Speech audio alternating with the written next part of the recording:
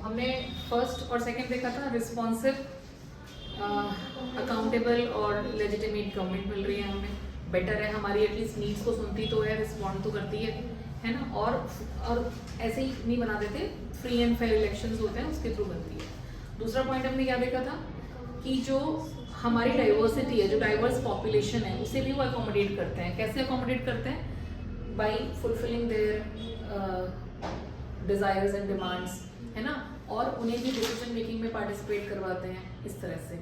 Belgium और India का example आप लिख सकते हो। अब एक तीसरा पॉइंट आता है डिग्निटी और फ्रीडम। जो डिग्निटी आपको डेमोक्रेसी देती है वो और कोई नहीं गवर्नमेंट देती। राजा, चाहे मोनार्की देख लो, तो वो राजा फिर एब्सोल्यूट पावर आपने देखी थी, है ना, फ्रांस में और पूरे यूरोप में लोगों की सुनी नहीं जाती, लोगों को सिर्फ वहाँ पे क्या करते हैं, डिस्क्रिमिनेट किया जाता है। लेकिन यहाँ पे आपको डिग्निटी मिलती है, मतलब आपकी इज्जत बढ़ती है। कैसे?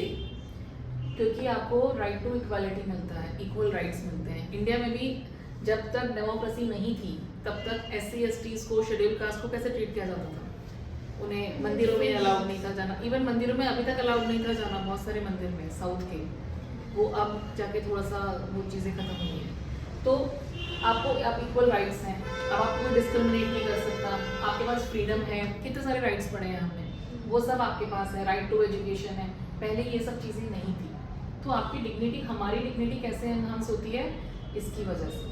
अब यहाँ पे दो एग्जाम्पल्स दिए हुए हैं। एक जो एग्जाम्पल है वो दिया हुआ है वेमेन का, और जो दूसरा एग्जाम्पल दिया हुआ है वो दिया हुआ है डिसएडवांटेज्ड एंड डिस्क्रिमिनेटेड कम्युनिटीज़ का। ये जो है कम्युनिटीज़, डिसएडवांटेज कौन सी हो गई है फिर से? SC STs, OBC। I like this phrase, so you can use that, disadvantaged and discriminated communities, है ना, जिनके पास सारी चीज़ें, इसमें पुअर पीपल भी आ जाएंगे, इसमें सोशली और इकोनॉमिकली बैकवर्ड क्लासेस भी आ जाएंगे। तो क्या इन सब के लिए गवर्नमेंट कुछ कर रही है? हमारी गवर्नमेंट तो कर रही है डेफिनेटली। पॉवर्टी रिडक्शन भी हुआ है, सारे जो बेनिफिट्स हैं उनको मिल रहे हैं। SC STs, है ना, काफ़ी इनको गवर्नमेंट जॉब्स में भी रिजर्वेशन मिलता है, इनको हर जो कॉम्पिटिटिव एग्जाम्स होती है उसमें भी रिजर्वेशन मिलता है। तो ये सारी चीज़ें कर रही है ना गवर्नमेंट, डिग्निटी दे रही है ना, फ्रीडम दे रही है। अब आप कुछ भी, कोई भी चीज़ पढ़ सकते हो। अब ऐसा है कि जो शूद्रा हैं, जो शूद्रा कास्ट के लोग हैं, वो सिर्फ सफाई का ही काम करेंगे, मेड्स का ही काम करेंगे, नहीं, दे कैन बी एनीबडी, है ना। और हमारे इंडिया में तो हमारा कॉन्स्टिट्यूशन ही डॉक्टर भीमराव अम्बेडकर ने लिखा है, वो बिलोंग टू शेड्यूल कास्ट। तो ये जो चीज़ें हैं ये मिलती हैं। बट फिर से एक नेगेटिव पॉइंट आ जाता है कि गवर्नमेंट ने कहा कि हाँ भाई हमने अनटचेबिलिटी बैन कर दी, और लोग सारे मान जाते हैं उस बात को। ये तो अभी भी चल रहे हैं। Caste based inequalities and atrocities still prevail. Inequality तो पता है आपको, जहाँ पे इक्वल ट्रीटमेंट नहीं है। और एट्रोसिटीज क्या होती हैं? अत्याचार, जुल्म, वो आज भी हो रहे हैं।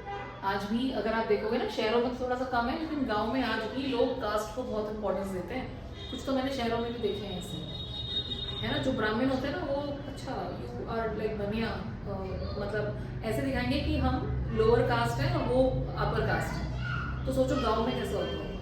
आज भी ये चीज़ें प्रिवेल कर रही है, मतलब they are there in our society, है ना। तो क्या आप इन चीज़ों को, लेकिन फ़ायदा क्या है हमें? They lack moral and legal foundation. At least हमारे पास ऑप्शन तो है कि अगर कोई हमें डिस्क्रिमिनेट कर रहा है इस बेस पे, तो हम क्या कर सकते हैं? कोर्ट जा सकते हैं।